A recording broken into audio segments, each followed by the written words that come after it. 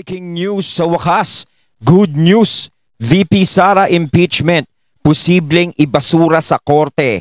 JR Junior pala. Tamba, iyakan na. Ayan, syempre itong balitang ating matutunghayan ngayon ay nagmula kay Duterte Punch. At ito po ang inyong lingkod na si BT na magbibigay ng reaksyon at komento dito sa video na ating matutunghayan ngayon. At huwag na natin pagtagalin at sabay-sabay na nating panoorin ang laman ng video na hatid sa atin ni Duterte Punch at bibigyan natin ng reaksyon ng balitang ito.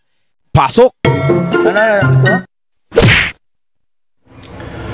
Magandang araw mga kaibigan. Good news. Ayon, bago natin simulan ng video ito, nais ko nga pala magbigay ng credits dito sa video na mapapanood natin at bibigyan ng reaksyon. Walang iba kundi si General Macanas. Ayan, syempre supportahan natin yan, the General's Viewpoint. Ipagpatuloy natin mga katunay. Po, itong topic natin para sa mga supporters ni VP Inday Sara. Bad news para sa mga gustong mag-impeach sa kanya. Pwede palang mabasura ang impeachment case ni VP Sara. So paano? Ito, may magandang paliwanag ni Attorney Romulo Macalintal, isang batikang election lawyer. In-interview siya ng DWIZ at napaka liwanag yung kanyang paliwanag. So ito, pakinggan natin at mamaya magbigay tayo. Ayan, pakinggan natin mga katunay. Na reaksyon. Tayo pipinalan na makakausap ang isa na rin sa mga sulki natin, veteran election lawyer, si Attorney Romulo Macalintal. Attorney Romulo, good morning. Johnny Bañez, Joven Pereño po, DWIC, Hello Channel 23. Attorney. Good morning sa inyong dalawa at sa inyong mga nagpapanood at nagpapakinig. Alright, unang-una sa lahat, saan po patungo ang impeachment na ito laban sa Vice Presidente kung ikaw po ang tatanungin, Attorney Romy Mac? Well, yan ay depende na sa ating mga senador kung ano ang kanilang gagawin. At tayo namang mga mamamayan, tayo nagmamasid lamang kung ano ang kanilang gagawin. At siyempre, inaasahan natin ang ating mga senador na magiging aktibo sila sa bagay na ito sapagkat this is a very sensitive case, very important ito sa ating bansa. At makikita na. So parang ang lumalabas dito, parang sa mga senador talaga ang magiging desisyon dyan. Parang nasa kanila yung huling baraha kung ano ang magiging kapalaran ni VP Sara, kung mai-impeach ba siya o hindi. So lumalabas doon na kahit gaano karami ang naging boto sa Kongreso, baliwala pa rin. Kumbaga parang inaano lang nila yan na kayo sa Kongreso, gaano ba kayong karami dyan na gusto talaga magpa-impeach, yung mga gustong nagre-reklamo kay VP Sara. So pag kayo, nakumpleto nyo na yan at marami-rami na kayo talaga, saka nyo ipasa ngayon sa Senado at doon pag-uusapan yan, doon pagdidesisyonan yan. Ayun. So kailangan pala talaga is dapat maging fair dito ang Senado. 'Di ba kung nasa kanila ang huling barahan yan? Nako, yung mga senador dyan, hello, tandaan nyo, hindi lang per distrito ang bumoboto sa inyo. Ayan ay sign ng warning. Hindi, joke lang. Diba, pinapaalala lang natin, no? Kailangan lang talaga na maging fair sila, no? Maging transparent sila, wag silang maging bias. No, kailangan talagang pag-aralan nila kung ano ang sitwasyon. Hindi katulad ng mga nagpasa sa kanila, yung mga naghain ng impeachment kay VP Sara na talagang gusto lang nilang matanggal si VP Sara sa pagiging Vice President. No? Kahit yung mga dahilan nila ay walang kakwenta-kwenta. No? Kaya dyan sa Senado, kailangan talaga is pag-isipan, pag-aralan at kung karapat dapat ba na ma-impeach si VP Sara. Ano ba yung mabigat na grounds na ka-impeach na nagawa ni VP Sara? 'Di ba? Dapat yun ang kanilang pag-isipan. Kaso nga lang ang problema, kapag may umepal, yun ang problema. Yung may mag-uutos, yun ang problema. Ngayon na ngayon na desisyon na ng Senado kasi nga 'di ba mag-e-eleksyon. 'Di ba may posibilidad na parang inaamin nila sa sarili nila na natatakot kami baka mamaya manalo yung mga senador ng Duterte. Di ba? Baka mamaya ganun ang mangyari. Lalong magkahetot-hetot yung desisyon. Di ba? Lalong mawalan ng kwenta yung kanilang mga pirma. Pero alam ko parang sinasabi sa mga chismisan sa barangay natin, no? Sa mga iba-ibang lugar, na hindi valid yung mga ginagawa nilang yan. Diba? Kaya talagang dapat mag-isip maigi yung Senado.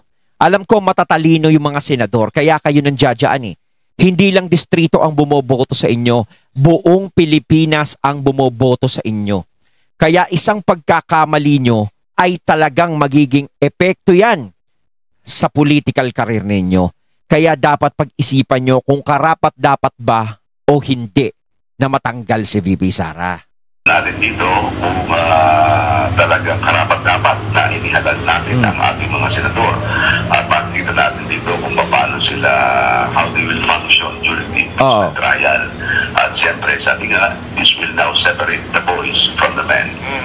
At isa pang controversial na Attorney Romy Ma, kaya talagang pinilit kitang ma-interview ngayong umagang ito, ang akala po namin, ako in particular, Kuya Jobel, mga kabalitan-kabalitaktakan, na ganun lang kasimple na kung sino yung mananalong kandidato bilang senador sa susunod na session, automatic na silang magiging senator judge. Hindi po pala.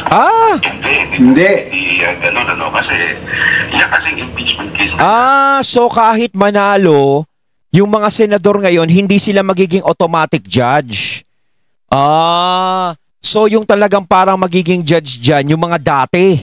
Aba, sa inyo mga katunay, o sino-sino ba yung mga dati na maiiwan dyan? No? Yung mga, kunwari, hindi mapapalitan. So kung manalo yung mga senador ni Marcos, ibig sabihin wala silang say dyan. 'Di ba? Pero huwag na natin ipanalangin yun. No, kahit kung manalo man ang mga senador ng mga Duterte, so hindi pa rin sila pwede na sumali doon o mapasama sa mga magja-judge noon. Okay. No, nalinawan na natin mga katunay. So yung parang mga dati pa rin, no? O ayun, sino ba ang mga kaalyado diyan, no? 'Di ba? Sino ba yung mga pumapabor sa tama diyan? At sino ba yung mga pumapabor sa mali diyan? 'Di ba? Doon natin malalaman kung sino yung mga senador na 'yon. 'Di ba? Ngayon, kapag nakita natin kung sino talaga yung may mga baluktot ang pag-iisip, ay babawi na lang tayo sa 2028 mga katunay. So hindi automatic na okay. hahawakan ng 20th Congress. So, si Congress... I love Monday.com. What's Monday.com? You don't know Monday.com? This is Monday.com. It's a platform... Congressman Erwin Tulfo, paliwanag niya na hindi siya pumirma para hindi daw mabahiran yung kanyang credibility pag magiging senator judge siya. So, pakinggan natin. So, hindi pa pwede si Erwin Tulfo. Hindi pala automatic. Okay, but si Presidente Sara Duterte, dapat aksyonan at tapusin ang kasalukuyang Senado. Ayun. Matapos ang kasalukuyang 19th Congress. Nasa 19th Congress sila eh. So, hindi po pwedeng tumawid ng gano'n na lamang ang kasong yan sa susunod na Congress at 20th Congress kung saan may mga bago ng mga senador o may mga re-elected Congress. Ang ibig sabihin ay nababago ang komposisyon ng nasabing Senado. Kasi meron mismong provision sa Rules of the Senate, yung Section 21 ng Rules ng Senate, yung Article 4044, na talagang sinasabi nila doon, Section 123 yun, na sinasabi na lahat ng mga nakatimbing mga proceedings, bagay-bagay, ay nagwawakas pagkatapos ng termino ng bawat kongreso. Nagwawakas. Sa 19th Congress, tapos sila doon, tapos lahat yun. Okay. Although sa 20th Congress, pwede namang talakayin ng bagong Congress, ng bagong Senado. Ngunit, ituturing na parang bagong file lamang yun. Na as if it was just presented for the first time. Parang bago na uli. No, kasi nga bago na yung mga magiging ano doon eh. 'Di ba?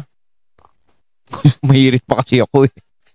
So para bang lumalabas pagka sa susunod na Congress at itutuloy nila yun, sasabihin, bago lang ito. So pag ginawa nila yun, medyo delikado kasi sasabihin naman ng kampo ni Sara Duterte, hindi na po pwede yan. That is now a new case. And you cannot file impeachment case against me for another case within a period of 1 year. Kasi mayroong ganung 1 year prohibition. Kaya yun ay medyo delikado kung kahihintay nila. At yung rule na yan ng Senate, yan ay pinagtibay din ng ating Korte Suprema. Sa aming kaso yan yung Garciliano versus Comelec at saka Javier versus Senate, na kung saan sinabi ng Korte Suprema na lahat nga ng mga all pending matters and proceedings shall terminate upon the expiration of the Congress, of one Congress.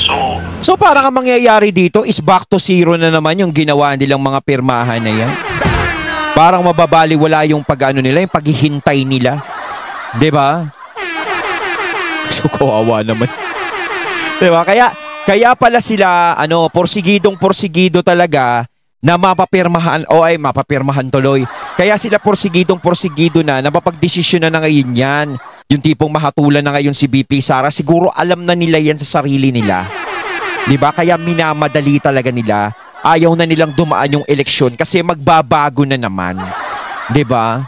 Delikado yun kung anong mangyayari. Kaya kailangan, kung sa ako tatanungin kung gusto na ituloy yan, simulan nila ngayon. Hindi mo pwede maghintay ng June 2. Okay. Kaya yung sinasabi ko nga kanina, kaya nila pinipilit. So, ang ibig sabihin nito, kung gusto talaga nila na ma-impeach si VP Sara, no, kung pag-usapan na agad dyan o mahatulan si VP Sara na gusto nilang matanggal daw, dapat ngayon pag-usapan na. Kumbaga ngayon gawin na. Parang ano na sa Senado. Kaya tinutulak nila yung mga senador ngayon. Kaya si Castro may pahamon-hamon pa kay Chis Escudero. 'Di ba? Hinahamon siya. 'Di ba? Alam naman natin yung nakakatunay. Kaya talagang pukpok na pukpok sila dahil alam nila yung ganyang klase yung mangyayaring 'yan. 'Di ba? Kaso nga lang talagang nagmamatigas ang Senado at ayaw nilang gawin ngayon 'yan. No? Yun ang kagandahan sa Senado. Kaya palakpakan natin. No? Nagiging fair sila, sumusunod sila sa batas. Yun naman ang tama, mga katunay, 'di ba? So kung June ang usapan, June talaga.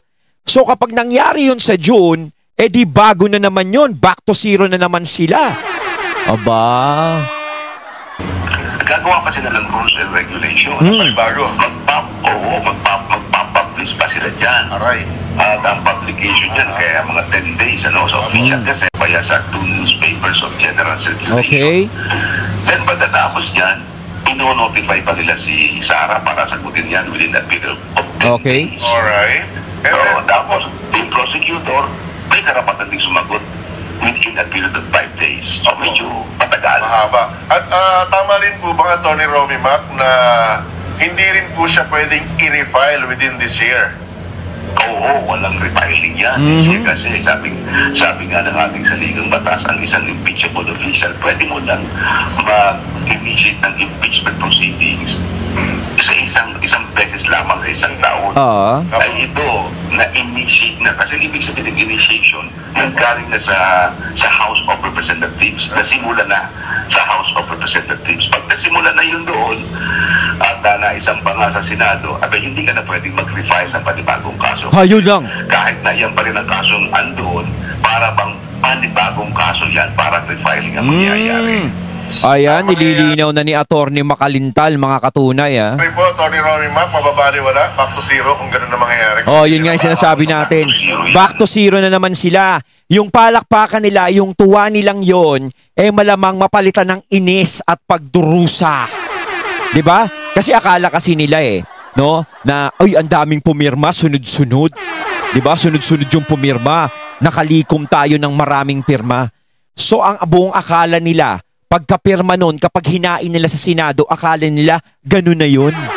No? Ganun na pagdidesisyon na ng Senado na, o sige, anuhin na natin yan, i-impeach na natin yan. No? Hatulan na natin yan. Akala nila ganun. Napapabor sa desisyon nila yung Senado. Diba? Ang kaso nga lang, hindi sila pinagbigyan ng Senado. Iba ang Congress sa Senado. Kaya kumbaga, sorry my friend, it's wrong number. Diba? Malamang mapalitan ng lungkot ang inyong mga mata. Diba? May papalapalakpak pa kayo. Mapapalakpak pa kaya kayo uli. Diba? Parang baliwala yan. Back to zero. Ay, nako, back to zero uli. Sasabihin nila na hihintahin pa ng panibagong at saka panibagong Senado. Alam mo, sabi rin ng Korte Suprema. Ang galing din ng Senado no? Talagang no? Magaling din sila talaga. Yung sinabi nila sa June, parang no? Dismayado yung mga nagpirmahan na congressman dun sa impeachment ni BP Sara. Kaya isamaris ko yung paliwanag ni Attorney Makalintal. Mayroong rules sa Senate na nagsasabi lahat ng nakabinbin na matters magtatapos at the end of their term. So, sa 20th Congress, pwedeng talakayin ng mga bagong senador, kailang i-consider na bagong kaso. Okay. Ayun nga. Kung bagong kaso back to zero. Papasok na yung rule na hindi ka pwedeng ma-filean ng impeachment within 1 year. 2025 pa rin sana. So, yun po ang paliwanag. So, hindi pa rin pwede yan. Kasi nga, ganun, hindi ka pwedeng filean 2025. So, matagal na naman, hintayin nila yan. Ang mga desisyon ng Korte Suprema. Dalawang desisyon yung binanggit ni Attorney Makalintal na nagpapatunay na hindi na talaga pwede. So, sana nga magkatotoo itong wag lang bigyan ng magic. Wag lang general, wag lang bigyan ng magic. Dahil kapag may nag-magic, alam mo naman kung ano ngayon, 'di ba? Kung sino ngayon ang mga nandiyadyaan. Assessment ni Attorney Makalintal. Ayon, at ating natunghayan ng video na nagbula kay Duterte Punch, at syempre natunghayan natin ang video na yon na binigyan natin ng reaksyon, walang iba kundi si General Macanas. Kayo mga katunay, anong masasabi nyo tungkol dito? Comment lang po kayo sa comment box. So once again, I'm BT and I'm out. Peace.